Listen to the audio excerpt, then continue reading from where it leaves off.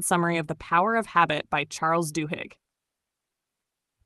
Overview. The book explores how habits work, how they are formed, and how they can be changed. It's divided into 3 parts: individual habits, habits of successful organizations, and society and habits. Duhigg uses real-life examples and scientific studies to explain the mechanics of habits and their impact on our lives. Key concepts. 1. The habit loop. Cue. A trigger that initiates the habit. Routine. The behavior or action itself. Reward. The benefit or satisfaction received from the action. Habits are created because the brain looks for ways to save effort. Over time, the brain begins to rely on the habit loop.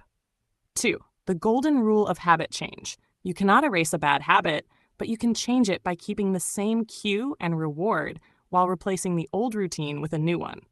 Example: instead of eating junk food when stressed, go for a walk or drink water. 3. Keystone habits. Keystone habits are foundational habits that influence other behaviors. For example, exercising regularly can lead to eating healthier, sleeping better, and being more productive. Part 1. The habits of individuals. Example: the story of Eugene Pauly, a man with severe memory loss, demonstrates how habits function even without conscious memory. Habits are ingrained in the basal ganglia, a part of the brain responsible for automatic behaviors. Identifying cues and rewards can help individuals gain control over their habits. Part 2. The habits of organizations. Companies and organizations use habits to shape behavior and improve performance. Example: Starbucks trained employees to stay calm under pressure by instilling habits for handling difficult situations. Another example is how Target uses customer data to predict purchasing habits and improve marketing strategies. HasSharp Part 3. The habits of societies. Social habits are the collective behaviors of groups, often driven by a small group of people. Example: the civil rights movement was fueled by habits, such as Rosa Parks' routine participation in social networks.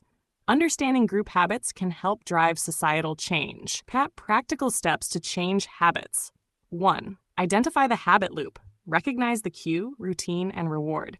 2. Experiment with rewards. Test different rewards to determine what craving drives the habit. 3. Isolate the cue. Cues often fall into one of 5 categories: location, time, emotional state, other people, or the preceding action. 4. Have a plan. Create a plan to replace the routine with a new, healthier behavior. Conclusion: habits shape every aspect of our lives, but with awareness and deliberate effort, they can be changed. Small changes in habits can lead to significant personal and societal transformations. Let me know if you'd like a PDF or detailed examples from the book.